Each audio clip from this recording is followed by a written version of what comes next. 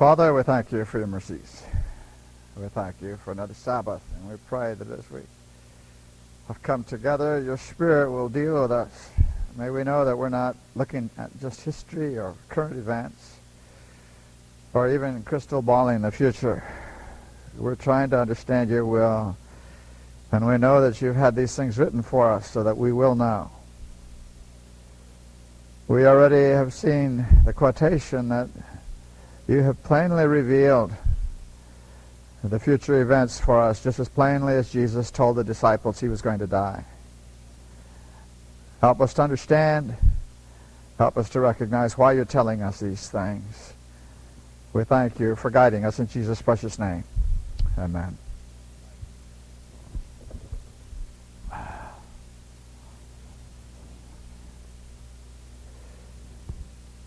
Okay, last time we tried to show what the issues were in the three angels' messages. We tried to bring the history up to show that angel 1 came to show that the judgment was coming. Now, they thought the judgment was here on this earth, but we know the judgment went to heaven. 1844, that's where it went. That's where it was to take place. Then in 1844, in the summer, because the churches had despised that first message, Babylon is fallen became the message. And it didn't just say Babylon is fallen, it's Babylon is fallen, is fallen. And we can keep adding them. Is fallen, is fallen, is fallen. So it continued to fall, and it's still doing it today. Which means the fall of Babylon is not complete. It's still doing it. Now, don't get confused here. When it says Babylon is fallen, is fallen, is fallen, it's talking about the Protestant churches. Because the Catholic Church is not falling, it is fallen. Okay? So the Catholic Church is different. That is a fallen church, period. The Protestants are still falling. Okay, so they're still doing that today. And then after the disappointment, after October 22nd, 1844, the third angel comes. Okay? And the third angel explains the disappointment. Let's look at a quote here.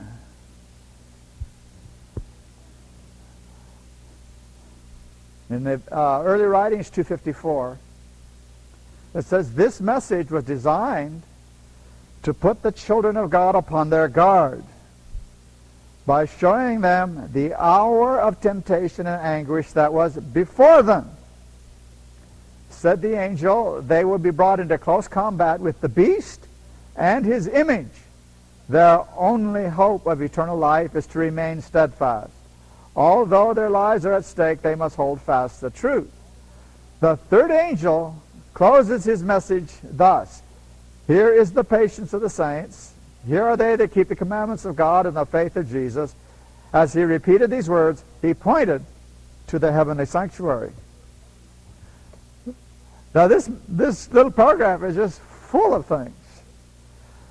But you know, when we talk to people, it must be for this same reason. And in order to do it the same way the angel did it, we must point people to the heavenly sanctuary. We don't have a true message unless that's what we're doing. Okay? Now, let's look at this a little bit. It says the message was designed to put the children of God upon their guard. Now, what does that mean? Put them on their guard. Well, two things we can think of right away. The first is that if they knew what was coming, they were to do something about it. Okay? And the first thing they need to do is make a preparation for that time. To be ready so that whenever it comes, they can handle it, okay, by grace. But they must have their mind geared to know this is what's coming. The second thing is that they would know the events as they're happening. Okay. Now, we are not to look for time. We've talked about that already. We are not to look for any numbers, And anybody that starts throwing numbers at you, you watch out. Bible and Spirit prophecy, don't do that. After 1844, no more numbers. No more prophetic time. But after that, there are events, and we must recognize those events. God has given us the events because they're all within the same time period. Okay, we'll see what that means as we finish up today. So it says, by showing them the hour of temptation and anguish that was before them. There is a time of anguish coming. Now, we're not in anguish yet, but we may be there sooner than we think. There is a time of trial. That word temptation means a test. We are going to be tested to the point of anguish. Something terrible is going to hit this planet that makes commandment keepers go into anguish. That's what the preparation is for, is to be able to handle that when it comes. Said the angel, they will be brought into close combat. So what happens during this time of anguish? It's a war, isn't it? It's not a time of peace. When people say peace and safety is coming, they have not understood what's coming. There is no peace and safety in the Bible. It's war, combat. And it's not going to be a war that you sit back and enjoy by watching television. You're going to be in the war. Okay? It says, with who? The beast and his image. Now, we may learn a couple more details today. The beast is, first of all, the devil, okay? But he shows himself on this earth through agencies, and the devil has been using Rome as the agency. First pagan Rome, and then papal Rome. But it's still Rome, okay? So Rome is running all the way through. Pontifex Maximus is a title from ancient Rome. So there's going to be a beast power that we recognize today as the papacy running through to our times, but there's something else going to happen. Now, where has the beast power really been powerful? Okay, the old world, right? Europe, whatever you want to call it over there, the old world. And Protestantism has its power in this country. It started in Europe, but it came over here to get its power. And today, Protestantism is held up only in one place.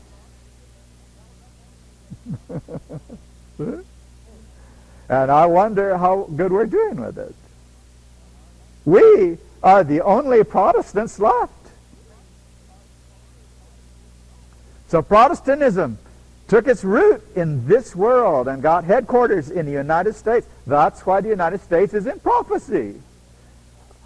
A nation only comes under prophecy when it has something to do with God's people. And God's people made their headquarters in the United States. Okay, and that's where the power is. So the image, where would you expect the image to the beast to come up then? In the United States. The image to the beast is not going to be formed in Europe. It's not going to be formed where the Catholic Church is dominant. The image to the beast is going to be where the Protestants are. They are the image to the beast. Okay?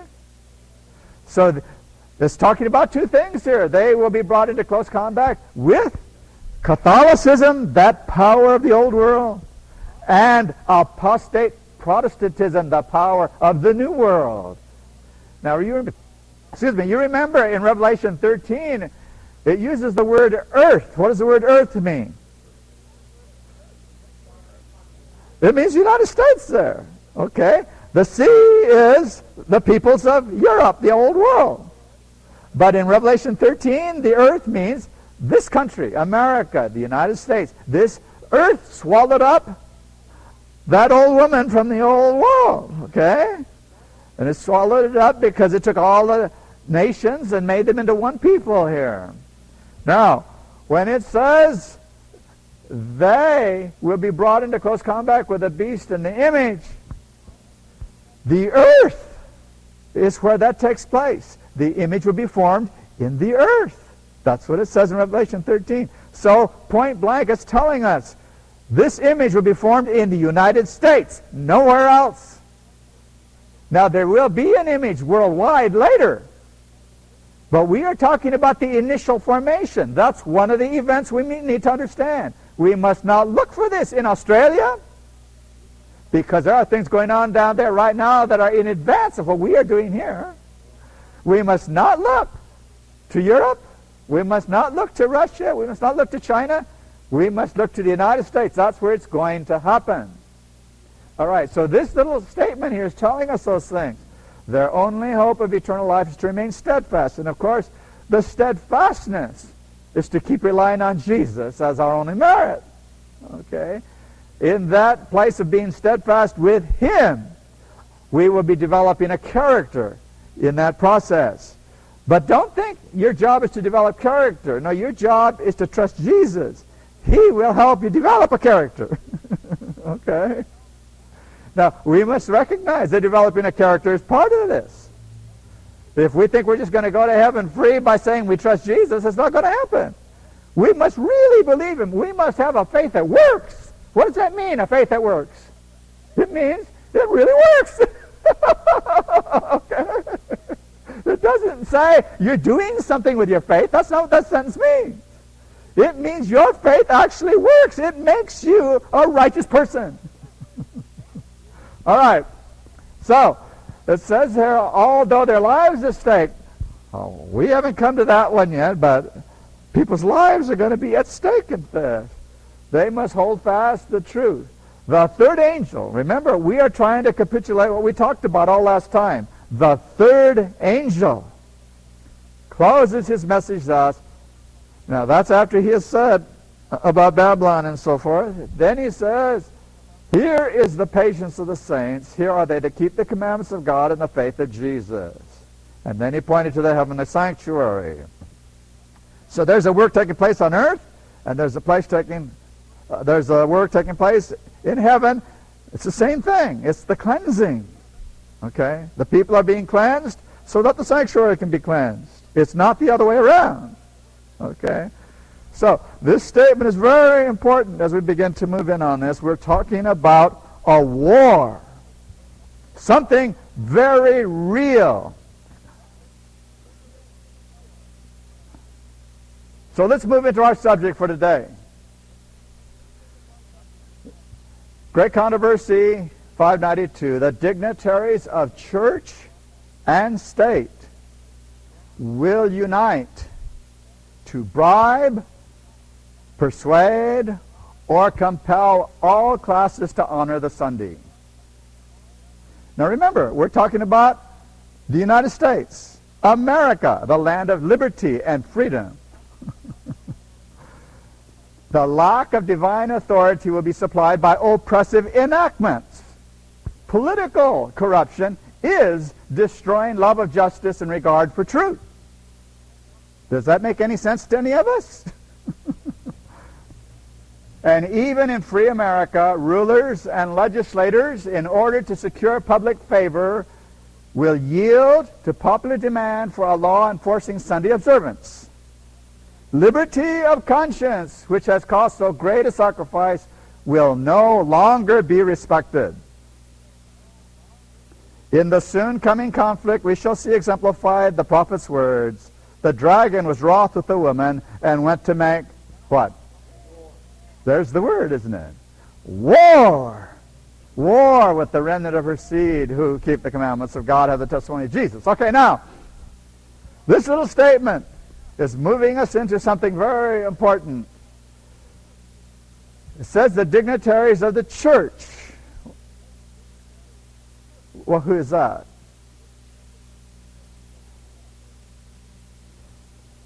Church leaders whose names we know, Sunday-keeping church leaders. Does the name Billy Graham mean anything to you? Well, he's still alive, and he's still busy. Okay? Those are the kind of people it's talking about. Jerry Falwell, You can make a big list of the names. Chuck Colson, okay, Bill Bright. You know the names. Pat Robertson. These are the people that are in this statement. Okay?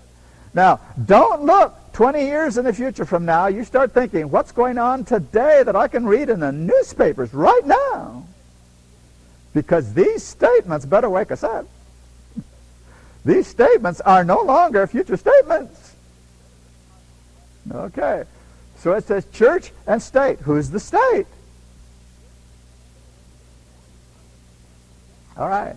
The present government. Think present government. Okay. Now, it says they will unite. The church, these dignitaries, they're going to get together at the White House and other places with the administration, and they're going to get together to do what?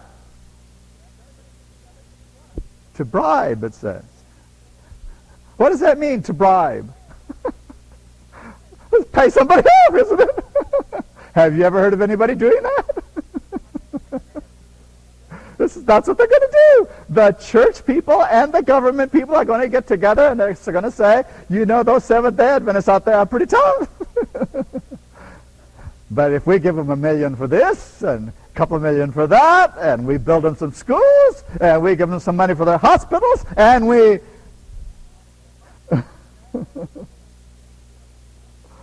They'll come along. They'll come along, see? But maybe that won't work with some of them, so they're going to persuade. And then it says, if that doesn't work, what? Compel. That means the policemen put on their masks, so you can't identify them. And then they come knocking at your door. And at first they just talk to you and scare the bejabbers out of you. And the next time they come with their sticks.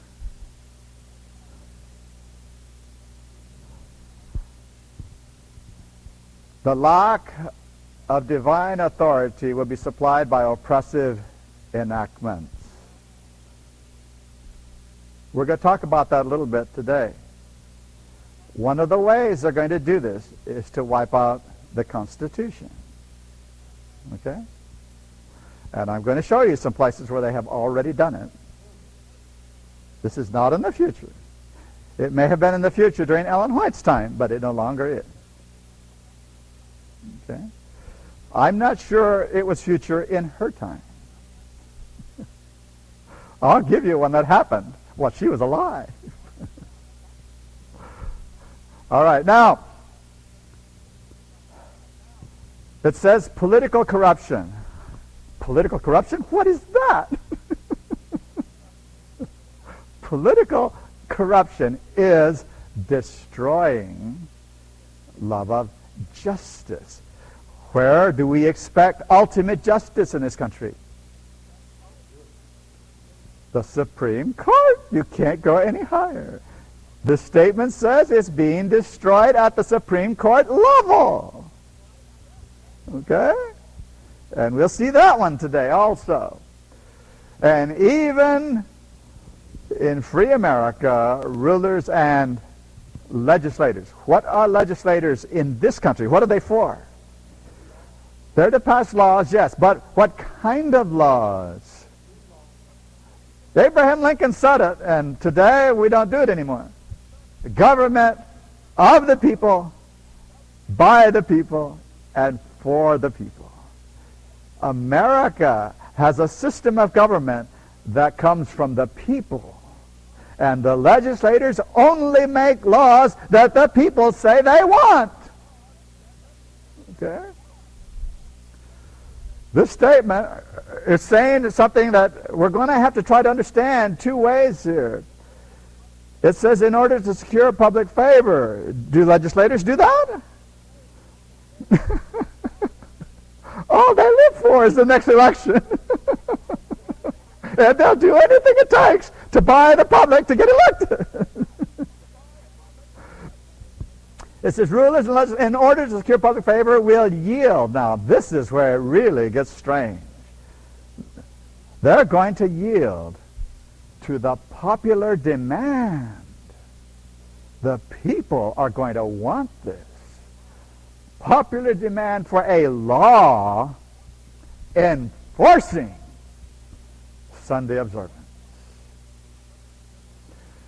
Now, you may be aware that there are already laws about Sunday keeping all over this country.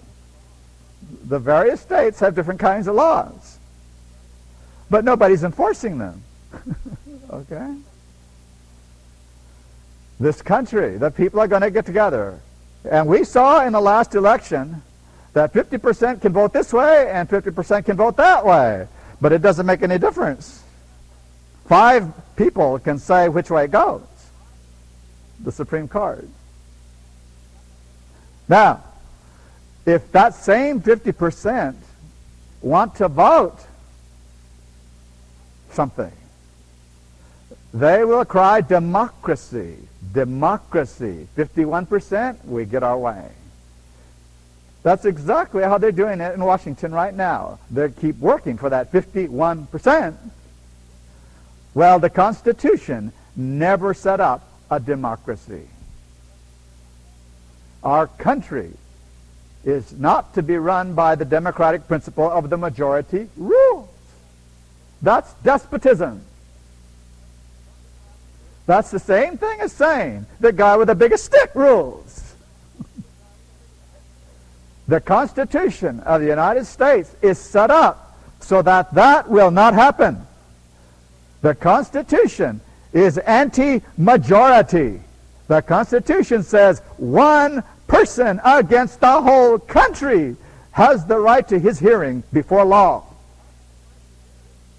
Yeah, that's what the Constitution is set up to do. It's against this majority idea. But people don't know what the Constitution says anymore. Not even lawyers. As a matter of fact, the lawyers of today are educated to fight the way the Constitution was written. They are taught in school to fight it and to do everything they can to destroy it.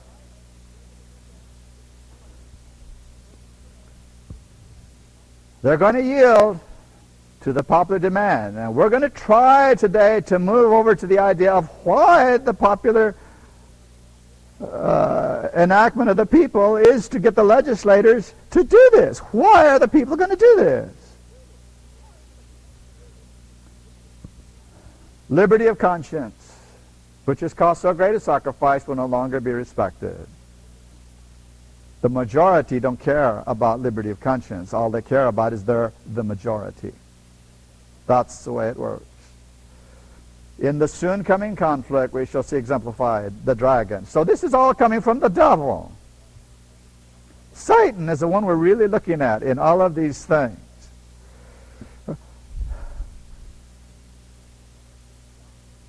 5T 450. To secure popularity and patronage, legislators will yield to the demand for a Sunday law. Those who fear God cannot accept an institution that violates a precept of the Decalogue. On this battlefield comes the last great conflict of the controversy between truth and error. And we are not left in doubt as to the issue. Now, as in the days of Mordecai, the Lord will vindicate his truth and his people. She's used a word here, issue. What is the issue? Where are we in this world today? What is it that God is doing and what is it Satan is doing? There is one issue.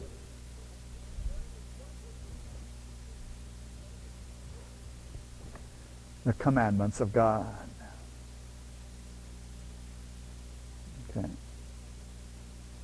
The people of God must be able to say, the law is in my heart. It's not been done away with. I love God's law through grace, through the power of Jesus Christ. I have the faith of Jesus. Okay? The devil is doing everything he can so that this never happens. The devil has been working for 200 years in this country to destroy the third angel's message. He's been working in the courts. He's been working at all government levels. He's been working in the churches. Okay. Now, there are some people among us who read this kind of a statement and they run into a direction that's going to get us all in big trouble. Okay? Let's look at this statement. It says, those who fear God cannot accept an institution that violates the precept of the Decalogue. Well, that is a true statement, but how you do it is going to make all the difference in the world. Jesus accepted no falsehoods, but he didn't go around trying to destroy systems either. Okay? There are some people among us who get zeal without wisdom. I happened to be in Oregon one day, the very day when a group of people, in order to honor God, had put up a billboard with 666 on it, and they labeled the Pope right there out in public. They got their names in the newspaper. And I happened to be speaking in their church on that day. It was a Sabbath. And one of them had gone out to buy a newspaper. These reformed ones, these ones who do the commandments, went out and bought a newspaper on Sabbath and brought it to the church and waved it around. Look, we made the papers. Big picture. And of course, what the article said was not very flattering. Talking about these fanatics, these crazy people who are Catholic bashing and so forth. Well, that's really doing evangelism, isn't it?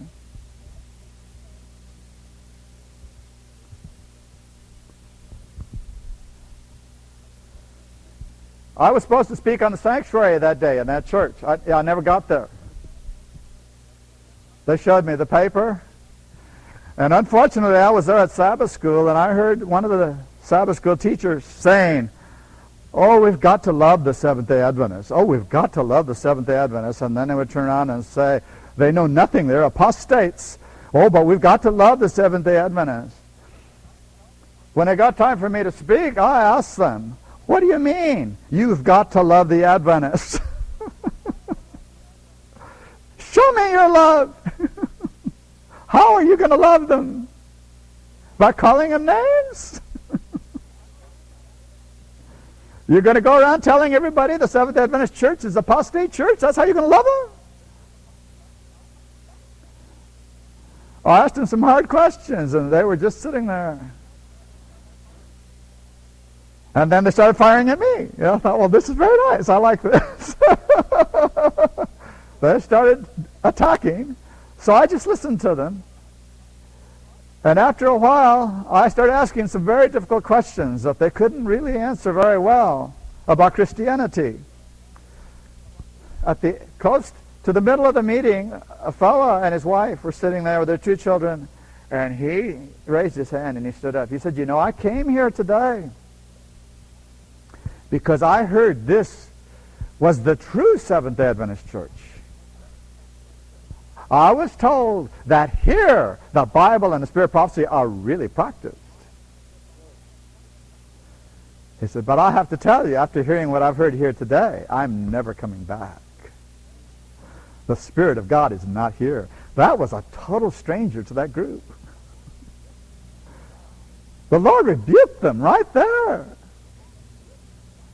We need to pay attention. We do not need to take this statement here that says those who fear God cannot accept an institution that violates a precept of the Decalogue and go out and start attacking people.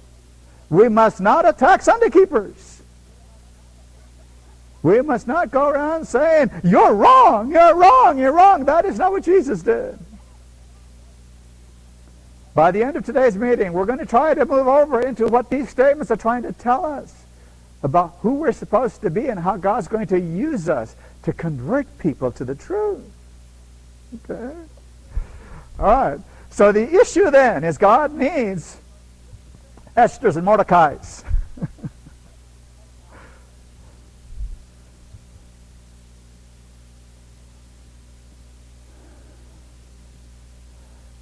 5T 451, by the decree enforcing the institution of the papacy in violation of the law of God, our nation will disconnect herself fully from righteousness.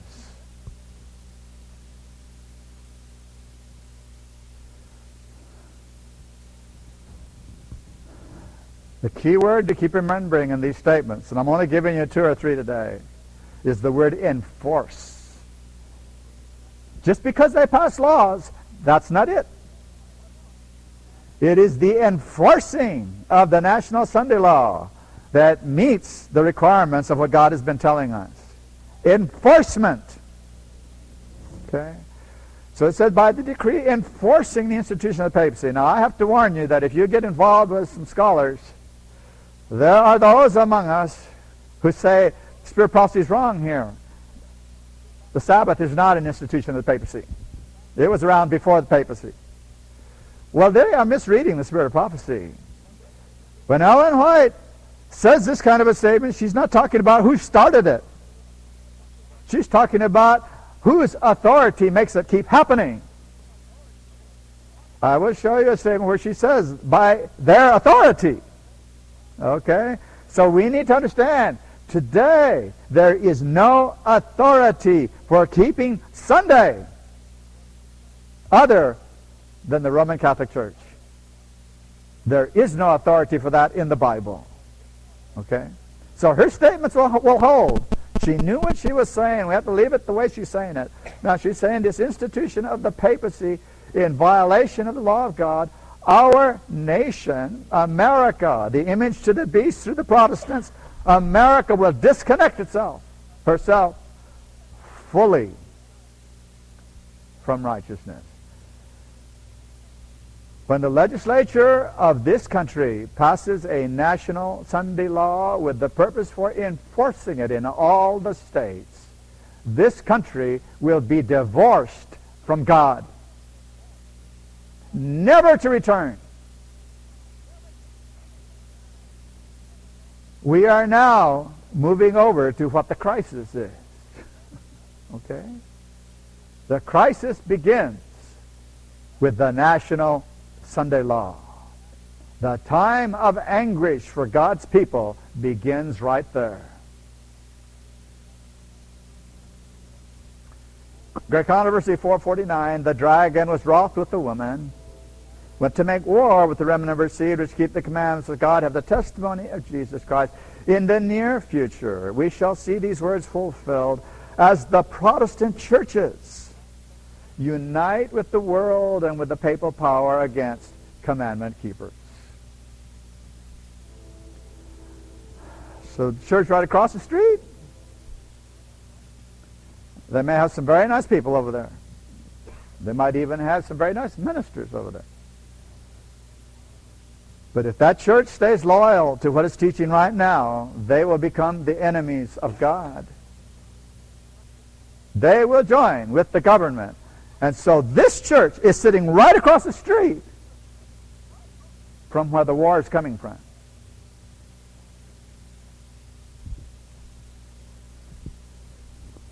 It might make you wonder a little bit about how come we're sitting here in this church when this thing breaks. Did Ellen White say something about moving to the country?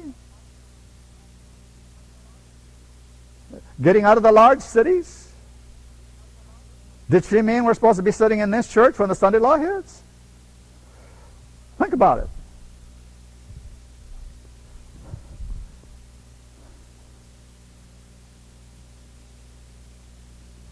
This thing keeps moving on me. Okay. Great Controversy 451. This is a very familiar quote. This will begin moving our thoughts into this now. When Protestantism shall stretch her hand across the gulf, who's going to do it? I'm phrasing it incorrectly. Who has done it? This is not in the future anymore. The Lutherans went to the Catholics and signed a document saying we teach the same thing about justification. And what they really were saying was the Reformation was a mistake. All those people who died defending Bible truth were in error. That's quite a thing to say, isn't it? Well, that's already been said. So let's read this statement again. When Protestantism shall stretch her hand across the gulf to grasp the hand of the Roman power. When? It already happened. Chuck Colson's been over there to do the same thing. Bill Bright's been over there to do the same thing. All of them. Right down the list. 40 of the leading evangelists of this country have signed a document saying, we back the Pope.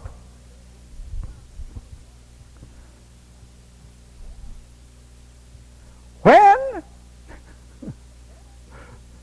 Don't start looking to the future for any of this. We're past it. When Protestants will stretch her hand across the gulf to grasp the hand of the Roman power, when she shall reach over the abyss to clasp hands with spiritualism. Yeah, the Protestants. The Protestants are going to go to the Catholics. The Protestants go to spiritualism. You ever heard of Edgar Cayce? That's a long time ago. That's in the 40s. Seems to me we're looking the wrong direction. Some of this happened before we became Adventists. That's why we're looking the wrong way. We think it's still going to come. No, it happened before we even got in. What is spiritualism? Well, the basic element of it is, when you die, you're not dead. Now, I'm going to hit you with the bottom line of where that goes, because that's not what spiritualism is. That's just how you start. The bottom line of spiritualism is, whatever you do is right because it's you doing it. I did it my way is the bottom line of spiritualism. And I'm going to, if I can find it in a book here by a justice, I will show you that that's where the Supreme Court is going today. Their findings consistently are going to the rights of the individual, which say society has no right to tell you what to do because what you do is right. That's spiritualism.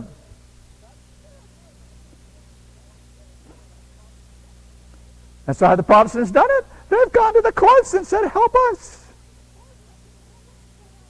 Elect a president for us. Do you know the religious right did that in this last election? And the court said, fine, we'll do it.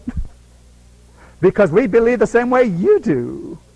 Although we are secular and you are religious, we believe the same thing, spiritualism. I'm going to try to connect all this for you before we're done here. This is going on around us every day now. Please don't get involved in politics. You're going to get yourself confused.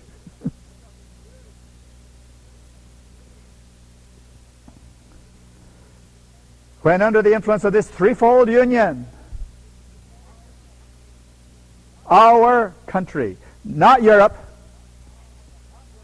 not China, not Russia, our country, the United States, our country shall repudiate every principle of the Constitution. Now, has it happened yet or hasn't it happened yet?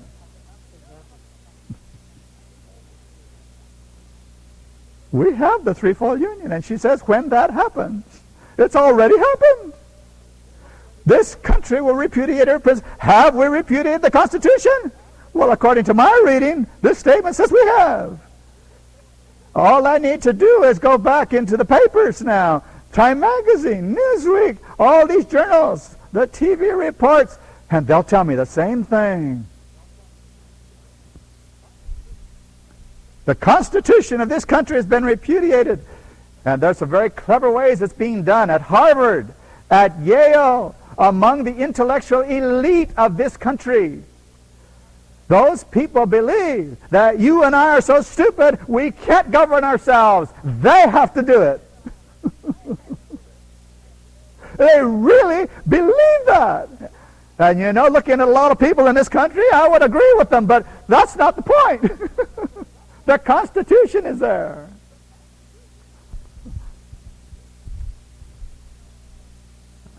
deny it, to deny the Constitution, to say it's no good anymore. Okay? I have a book here where justices are quoted saying exactly that. Law school professors say exactly that. The Constitution's no good anymore. And they give, one of the reasons they give is that Constitution was written by men who are dead now. I am not going to let a dead man tell me how to live today. That's pretty smart, isn't it? Oh, these brilliant law professors. I can read you some strange things. But let's continue here. We're here for a reason. We want to understand this Sunday law that we've heard about. There's a lot more to it than we have been thinking. And we're there right now in the middle of this turmoil.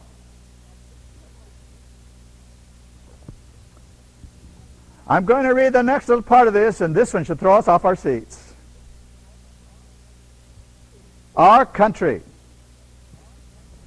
shall repudiate every principle of the Constitution as a Protestant and Republican government.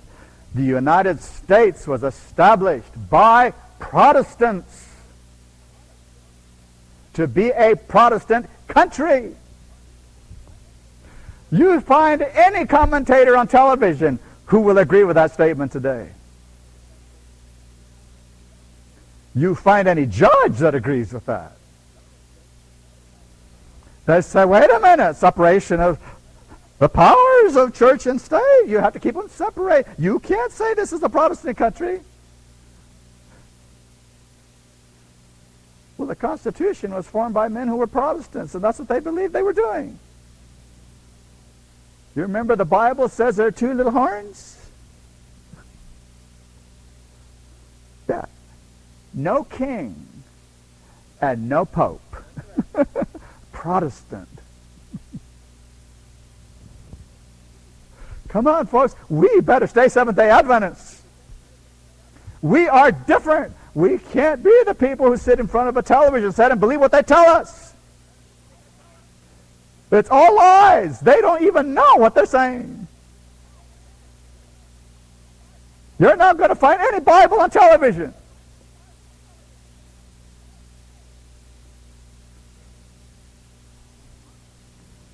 Protestant and Republican government. What is a Republican government? They, that's the word the Bible uses. The people. That's the government of the United States. The people speak. They decide. They make laws through their legislators. The people decide based on the morality they understand. All laws are moral because the people make the decisions. All right. If they repudiate it, the Constitution, they will make provision for the propagation, for bringing forward papal falsehoods and delusions.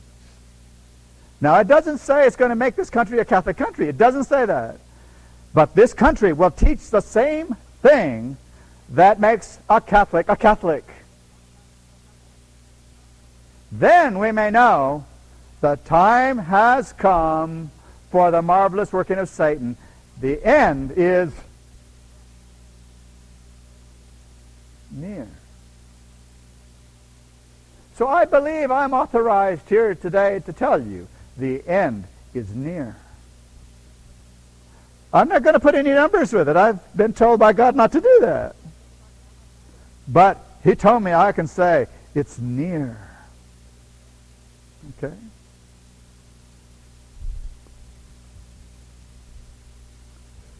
We'll try to be a little more specific as we go through. I'm just reading you the statements right now. We're going to go back into real life the way we can see it today and see if this is really happening.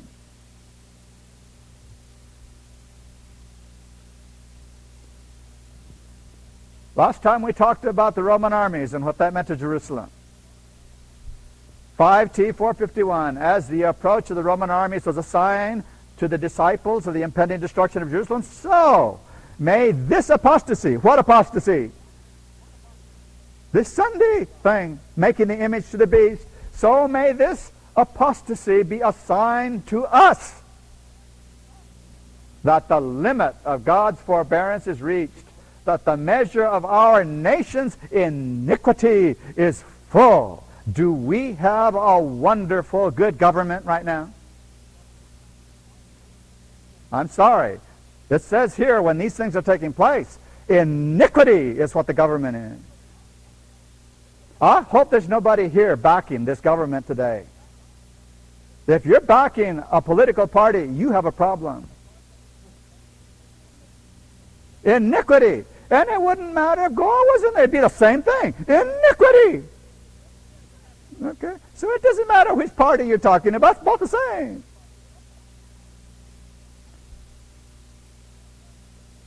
And that the angel of mercy is about to take her flight, never to return. All right. We are moving through the stages to get that national Sunday law passed. When that national Sunday law happens, this country has divorced itself from God. Then God's people have moved into the crisis. The preparation has to have happened before that day. So God is telling us these things so we can come to grips with what's happening around here and what's going to come very shortly, so that we can make the preparation to be Christians through all of this, no matter what's happening, that we will do what Christ asks us to do. It says when that Sunday law hits, it doesn't say that mercy's over. That's not what it says.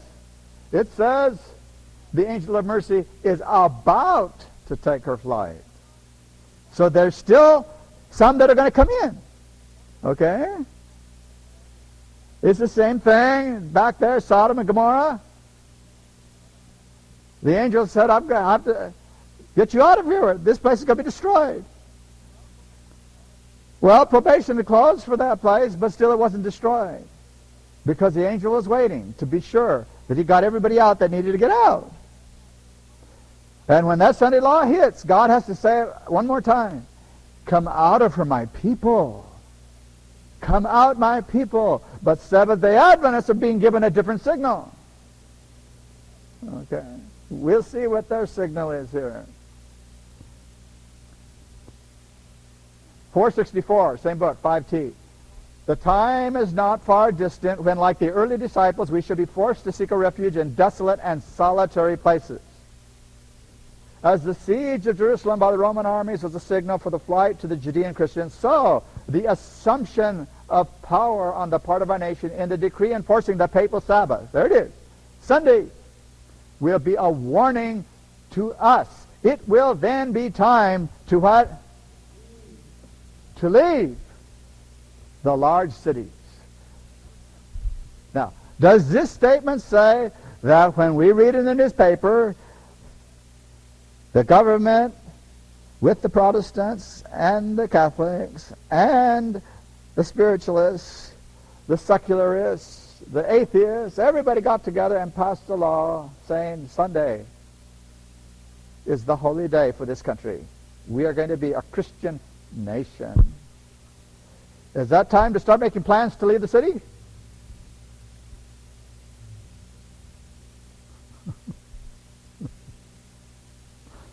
It's time to get out.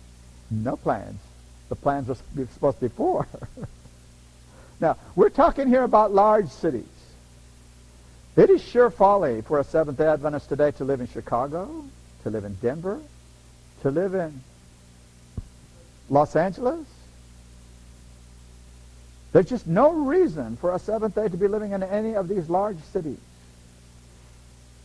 There's no reason for Adventists to plant themselves in the middle of Portland. Now, there are a lot of places on the edges where people can live. Okay? Those aren't large cities. There are all kinds of burgs around here. Okay? And it'd be a good thing to find a place to live out in one of those little places. Because when the people are told to live out of the large cities, that's where they're going to head. And you're already there. if you do it now. But then after that, there's going to be another move. It's going to be from there into really small places. And then after that, it's going to be not cities, but just little plots of land. Okay? Now, do you think that's all going to happen in 3 days? How about 4 weeks? Now, this is going to take a little time, isn't it? God is not giving us time here to work with, but we have to use our head. This is going to take more than a couple of days. Now, each of us, have to be making a plan to be realistic about this. We need to think about getting out of the large cities if that's where we live. We're not going to be there when God comes, or we're going to have big trouble. We'll talk about that more in just a second here. It will then be time to leave the large cities preparatory to leaving the smaller ones for retired homes and secluded places among the mountains. Okay. Well, some people don't have mountains, so I don't know what they're going to do. There are places in this country that are no mountains. I lived in Nebraska, and you couldn't see a mountain in the whole state. Okay, so I don't know. Horses. I can't see it. I can't see it. He's coming something.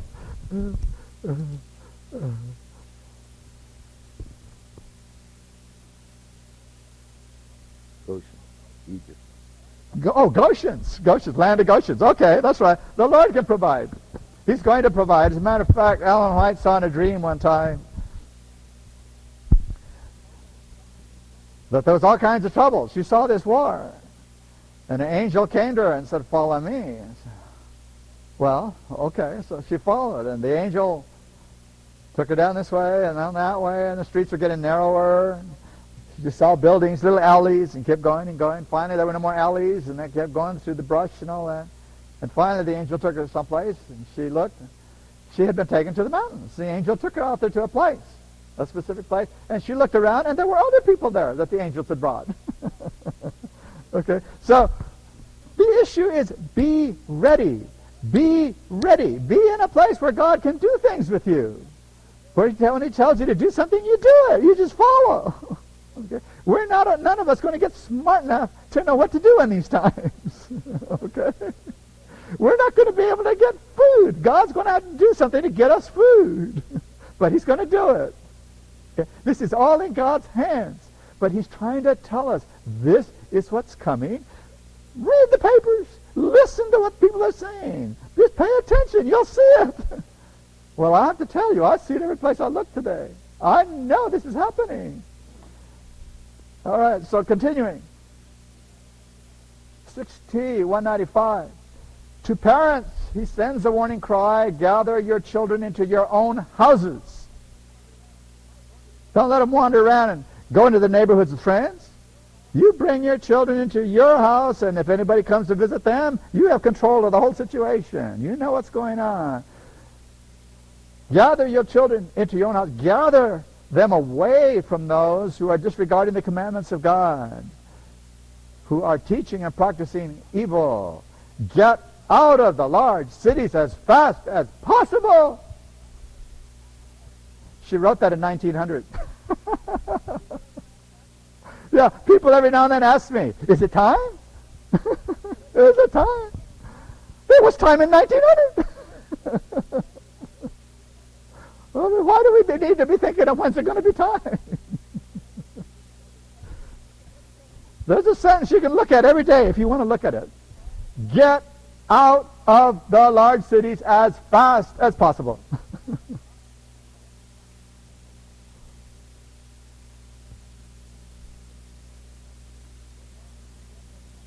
Great Controversy 445. When the leading churches of the United States, uniting upon such points of doctrine as are held by them in common, shall influence the state to enforce their decrees and to sustain their institutions, then Protestant America will have formed an image of the Roman hierarchy, and the infliction of civil penalties upon dissenters will inevitably result.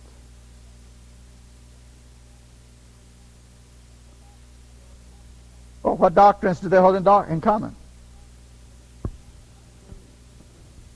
Sunday and the state of the dead. That's the only two they need. And they are all going to get together and say, you know, we're brothers. We all believe in Christ. What's this other stuff? We all believe that Sunday's the right day. We all believe that when you're dead, you're not dead. Let's get together. And you know, the whole world's going to get together on that, those two things. When they unite on those doctrines, they're going to look around and see somebody that's not uniting. But notice what she says here. Then Protestant America. What do you mean, Protestant America? This is a secular America. You can't even pray in public places anymore. The Supreme Court said that's against the law. What do you mean, Protestant America? It's gone.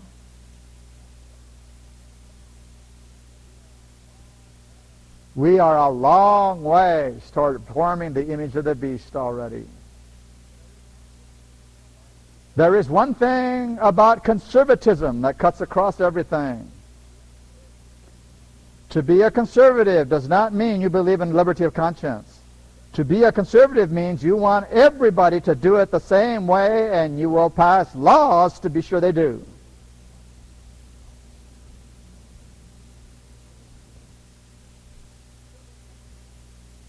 Civil penalties will be the inevitable result. Civil penalties come because they passed laws against you.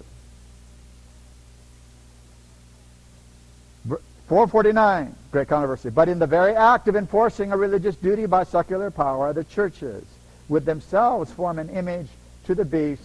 Hence, the enforcement of Sunday keeping in the United States would be an enforcement of the image, of the worship of the beast and his image. So Sunday keeping is going to bring on the crisis when the law enforces it. This is just not some Methodist friends you had down the street keeping Sunday. You know, what people do in their own minds and hearts, that's between them and God. But when the state enforces it, a line has been crossed. And when it becomes illegal for you to worship on Sabbath, God is going to come here and do something with this country.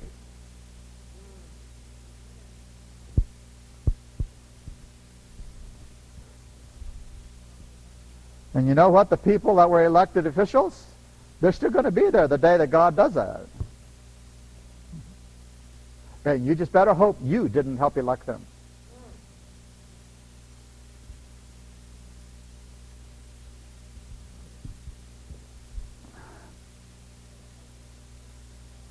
Revelation 13. I would like to go through that a little bit with you. We know this chapter, but I want to remind you, based on the things we're reading here, how clearly God has presented this, even without the spirit of prophecy. Starting with verse 11.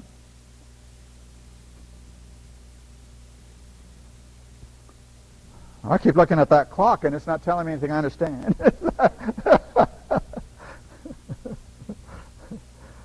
Okay, chapter 13, verse 11. And I beheld another beast coming up out of the earth. Okay, the earth, the United States, America, okay? And he had two horns like a lamb. No pope, no monarch. Okay? That's what those two horns mean. Republicanism, Protestantism. Now, my Bible says this is a Protestant country. Then I don't care what the Supreme Court says in terms of what the Bible teaches on this subject. They can never tell me it's not a Protestant country. My Bible says it is.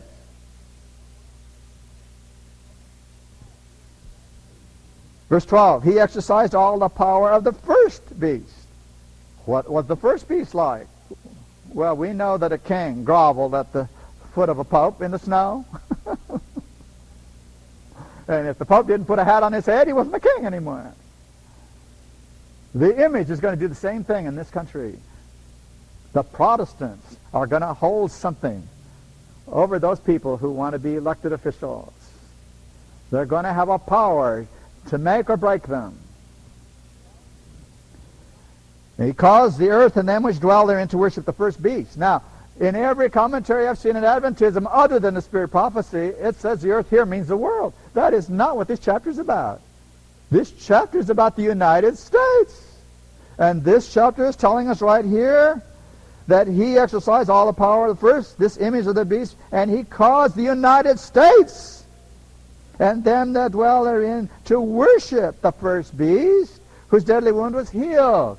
Now, that does not mean that a person who is a Methodist is going to become a Catholic. That's not what that says. A Baptist is not going to become a Catholic. What this is saying is they will worship the same way a Catholic does. As a Methodist, as a Baptist, as a whatever church you want to put in there, they're going to do it the same way the Catholics do, but they're so-called Protestants. They are apostate Protestants. They are not really Protestants. Verse 13, and he doeth great wonders. In the United States, this wonder is going to happen, so that he maketh fire come down from heaven and the earth in the sight of men. This has to be something scientific. I think we've already seen parts of it, but I think it's going to become more clear that it's coming through this country only. No other country is able to do this. Verse 14, and he deceived them that dwell on the earth, the United States, by the means of those miracles which he had power to do. There are going to be actual healings, things we cannot explain away. The devil is going to actually do things on a scientific basis that cannot be denied. Ellen White's given us some clues. She said he's going to give some people diseases, and then he's going to take them away, and it's going to look like they were healed. Okay? Verse 15, he had power to give life unto the image of the beast, that the image of the beast should both speak and cause that as many as would not worship the image of the beast should be killed. That's pretty oppressive enactments, don't you think? Those are laws that the government is going to pass. They're going to be able to say, they can kill you. Well, we've already started on that track with this thing about terrorism. Under the name of terrorism, they're doing all kinds of things that are against common sense and against the Constitution itself. Then it should be against what Americans understand. But most Americans are going along with this because they've been taught you have to follow your commander-in-chief. Well, now wait a minute. That's a good sentiment, and we should not be in rebellion. We should not be in revolt. We need to follow the government in all honorable law. But there should be a debate opened up. That's what the country is about, is talking these things over. Okay? Now, it says, verse 16, he causes all, both small and great, rich and poor, free and bond, to receive a mark in their right hand. Well, we know what that is. That no man might buy or sell save he that had the mark or the name of the beast or the number of his name. All right, so in Revelation 13, in just that little section, it's moving us into this crisis.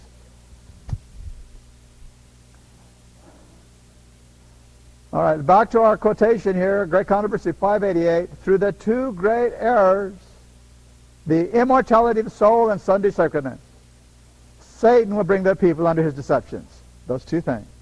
Now, we all know people that believe those things. That's how Satan's going to get them. It seems to me we ought to be telling them something about this. You say, oh, they're going to get mad at me. Hey, you don't know that. You can't second guess people say they're going to get mad at me. Oh, I'll lose a friend. You don't know that. You don't know what God's going to do with somebody.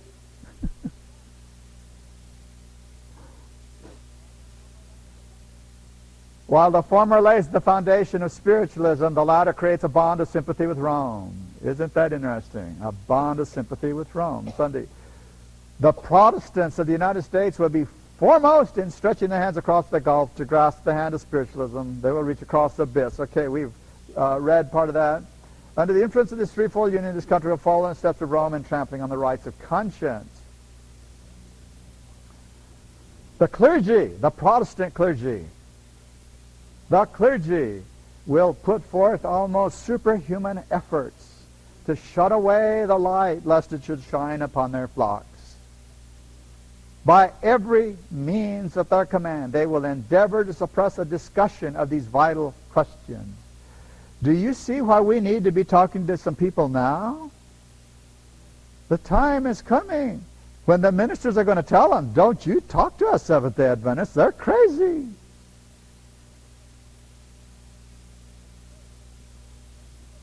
The church appeals to the strong arm of civil power.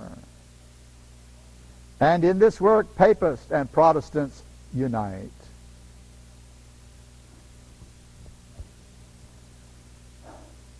I don't know the last count. But when I did know the figures, over half of Congress right now are Roman Catholics. What do you suppose that might mean when it comes for lawmaking time? Do you think that's an accident that Congress is stacked that way? A Protestant country run by a Roman Catholic legislator?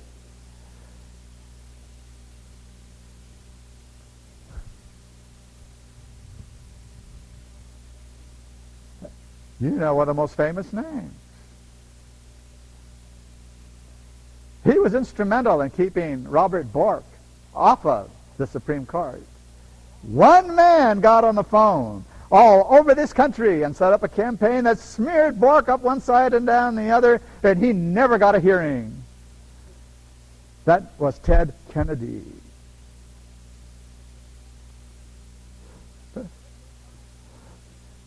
And so it came time for Bork and Kennedy to be together in the same room at the same time with just a couple people. And Kennedy sat in one place and Bork was at the table talking. Kennedy never looked at him. Just sat there like this. Everybody knew what he had done. The press knew. And he looked up at Bork. He said, nothing personal, nothing personal. 4 times he said that in that meeting. Nothing personal.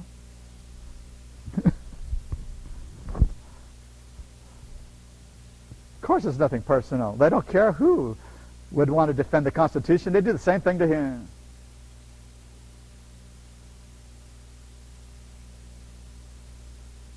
As the movement for Sunday enforcement becomes more bold and decided, the law will be invoked against commandment keepers. And of course that would really be easy for a Sunday keeper to do, because they say, well, we're saved by grace and the law's been done away with. And then we'll sit. And we say, I believe in justification by faith, but I believe in a faith that works. And they say, you don't know what Christianity is. Faith without works is what God is interested in only.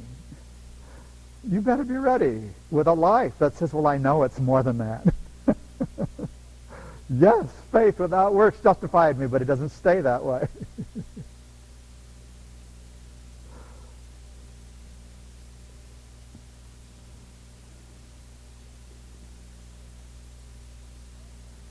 Great Controversy 607. Those who are arraigned before the courts. You may get your day in front of the court. Yeah. God may want to use you that way. There may be a judge sitting there who's got wind of this a little bit, but he's not quite sure, and he's seen the flaws in the way they dealt with the Constitution. He just doesn't know what to make out of all this, and you stand up there and you start quoting the Bible and Spirit prophecy. And for the first time, the lights go on. The judge says, well, of course. Oh, I see what it means now. This is those who are arraigned before the courts make a strong vindication of the truth, and some who hear them are led to take their stand to keep all the commandments of God. Can you just imagine a judge? These are powerful human beings. That little robe makes them something else. Can you imagine that judge listening to you talking, and all you're doing is saying what you learned from the Bible and the Spirit prophecy? And the Spirit's working on that person, just hammering at him, bringing it home, and that heart's opening up. And the judge says, you know, Can't deal with this system anymore like this. I see what's going on. He takes off the robe. And no judge has ever done that. He takes off that robe, lays it down, and he gets up and he stands next to you. He says, I'll stand with you. We're both going to jail.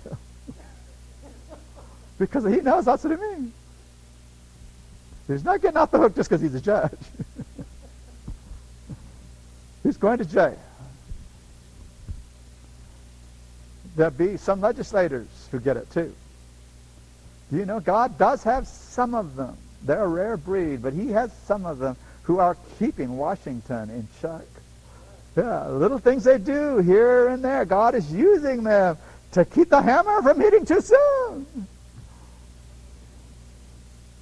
These are brave individuals, very tactful and wise individuals, able to move through that. And we don't even hardly know who they are. They're not the big names. But they're doing their work. Great Controversy 6:11, when the final warning shall be given, it will arrest the attention of these leading men through whom the Lord is not working. Okay. And some of them will accept it and will stand with the people of God through the time of trouble.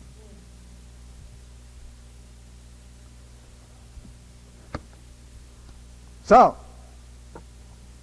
the Sunday law, the national Sunday law, is the beginning of the crisis.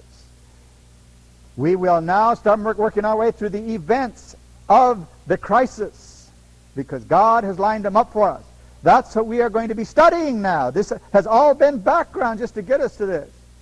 We will now begin understanding the sequence of events and what God means for them to do to us to get us ready for the whole thing. Now, I want to back up and give you just a little bit of background. We may not be able to come back to some of these thoughts. You know the name Dred Scott. The United States, before Abraham Lincoln, had this situation with slavery. They had some states that had a law that you could have slavery, and there were some states that said you mustn't have slavery. Okay, that was basically the division between North and South as we've understood it through the years. Now, initially, of course, all the states were on the East Coast. It came down, but little by little, new states kept coming in. And one of the things that a state had to do to become a state in the United States was say they put themselves under the Constitution. The Constitution was their law now. That's an argument that people today fail to remember. That if you were going to become a state, you had to take the Constitution as law. So there are lawyers today saying the Constitution is not law. We'll leave that.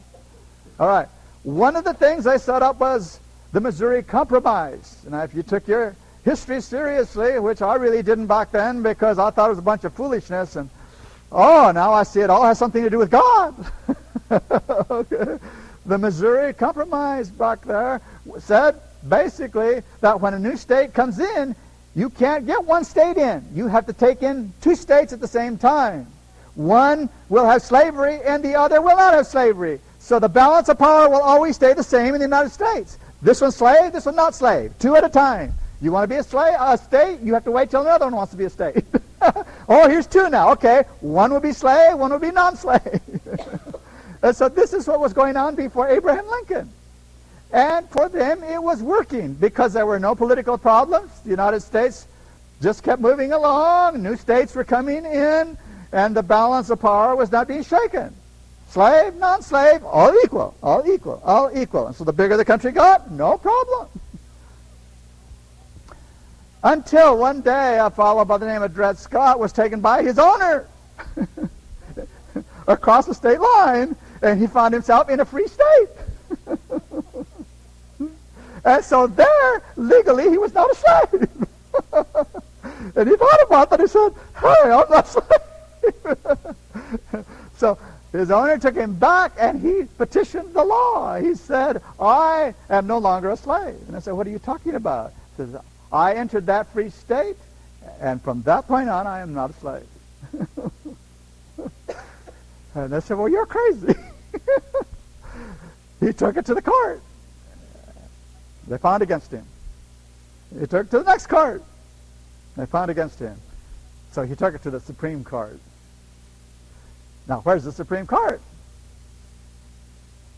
Over there in Maryland, right? Should get a pretty good hearing. Well, the Supreme Court justice was a man by the name of Taney. He was a Southerner. And most of the Supreme Court were all Southerners.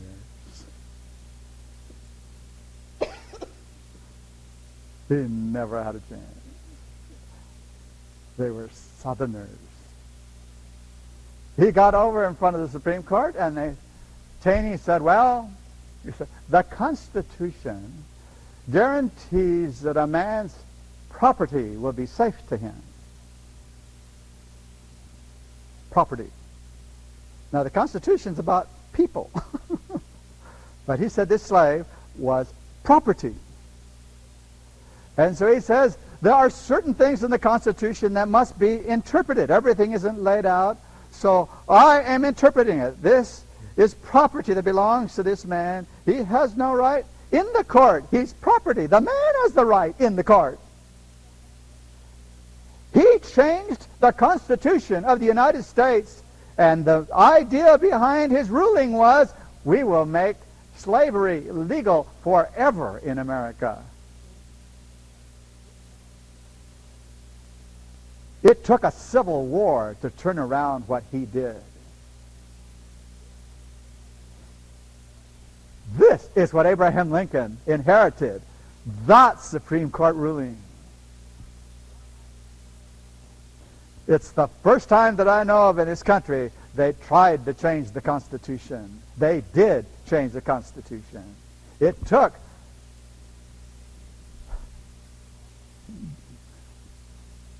Article 14 to turn it around. This country started a terrible thing right at that time. The Supreme Court began to do something they didn't know they could do, but they did it once, and they began to feel their way through it. The Warren Court, the Burger Court, all the way through. Franklin Delano Roosevelt's court, he packed the court a certain way. The Supreme Court began to do things that this country is just now beginning to understand.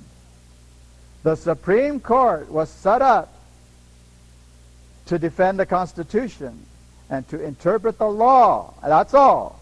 Whatever law is written. Legislators made law. The Supreme Court said, you do the law. That's not happening anymore.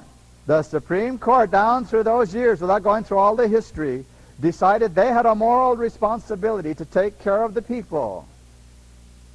They would decide what was good for the people. So instead of just saying, this is the law, they said, this law has a substance, and we will tell you what the substance is. Well, who knows what the substance is besides a judge? Nobody, just the judge. And so he says, this law means this, because I say so. And what he was really doing was making new law. And today the Supreme Court makes laws, and that's against the Constitution. The Supreme Court of today is illegal. Now, the interesting thing is, what are you going to do? You can't get rid of it. It's impossible. It's against the Constitution to get rid of them. You have to keep the Constitution. And so they get their power from the Constitution, and then they say the Constitution is no good. It is totally illogical. If they say the Constitution is no good, I don't have to pay attention to them. This is an interesting study all by itself, but this has a bearing on the statements that Ellen White has made to us about how the Sunday law is going to come along. The people, I think, now I'm giving you an I think, there's going to be a backlash at what the Supreme Court's been doing. And they are going to insist that laws come from the legislature and not the justices. I believe the justices are going to have to back down for the first time in the history of the United States, and the people are going to feel their oath so much They're going to say, we want Sunday. We are a morally bankrupt country. We want to be Christians again. Supreme Court, get out of our way. We're voting this. And it's the way I believe the devil is going to get this thing through to get to the Sabbath keepers. All of this is shaping up right before us. Now, no one can say exactly how it's going to happen. But we can get a feel for this, looking at the documentation that's available. You've heard about Roe and Wade? That changed the Constitution. Okay? There are 3 landmark cases. We may spend a little bit of time, sometime in the near future, discussing a little bit of this, because we need to understand some of the issues, not to become politicized or say I'm on this side or that side, but just to see how the Constitution has been manipulated. The reason that homosexuals have gotten to where they are in society today is because the Supreme Court ruled that the right of the individual transcends anything you as a society thinks about it. They have the right to be homosexuals according to the Constitution. That's not true. There is nothing in the Constitution that addresses homosexuality. Nothing. The arguments that the justices have used to hold up the gay community is pure abstraction, has nothing to do with real life. And it certainly has nothing to do with Protestant, Republican forms of government.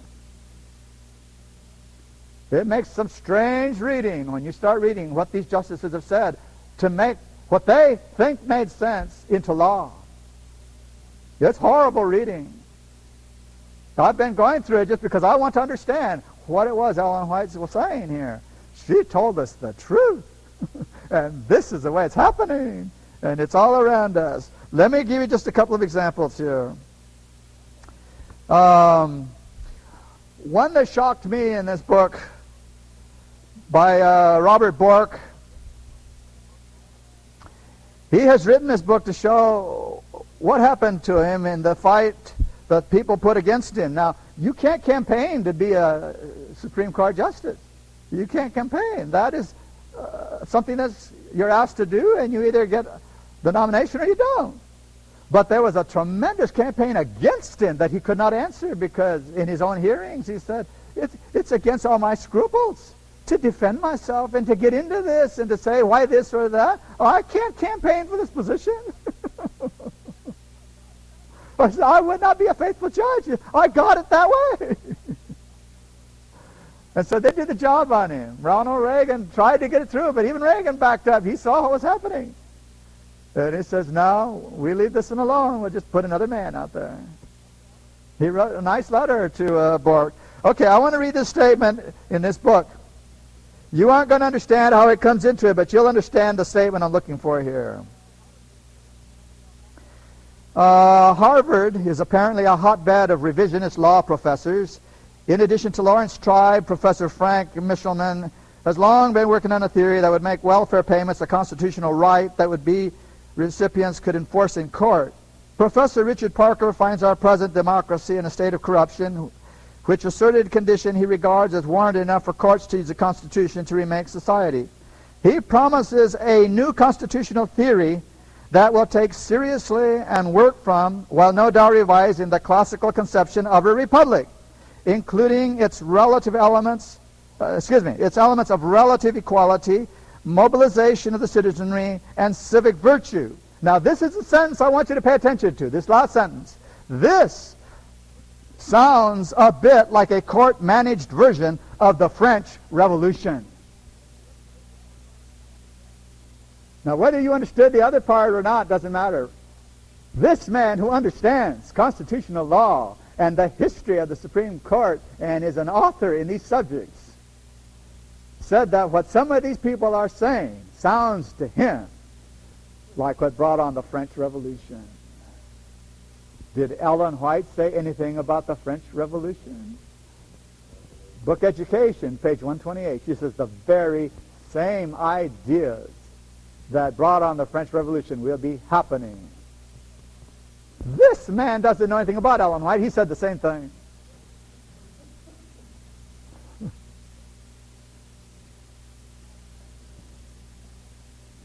If you haven't studied the French Revolution, you might take a peek at that sometime. The French Revolution happened because they wanted to copy the United States. They wanted to be another America. They said, you made your freedom, we'll make our freedom. You have the assertion of the rights of the individual, we will have the assertion of the rights of the individual. And they thought they were doing the same thing. People who had studied under Washington went back there to do it over there. Lafayette. But they left something out. In the United States, it was Protestant Christians who formed the country. In France, it was infidels who said there is no God. And for some reason, it didn't come out the same way at all.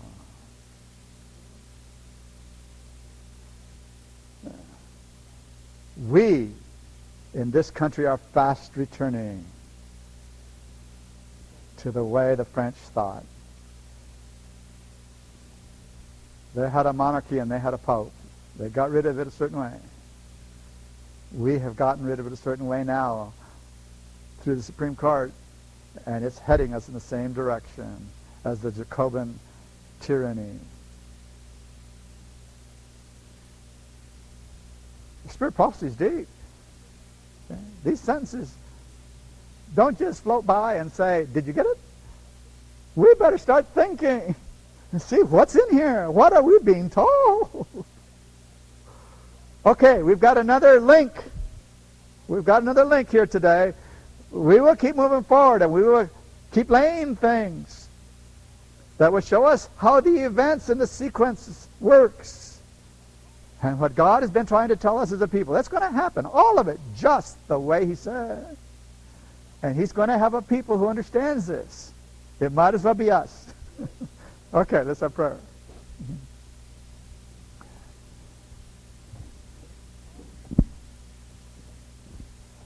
Father, we thank You that You have put it in front of us. You're not going to put it into our jobs. You put it in front of us. We have to take it. We have to chew it. We have to digest it. We thank You that You have given us minds to work with, spirits that are willing to receive what You have for us. But Lord, show us that we're going to have to put in a little bit of time. We're going to have to do some digging. We need to ask You to reveal things to us, but it comes through study. You're not just going to pour it into us. Help us, Lord, to sense that these books have much more than just little stories. These books are Your truth.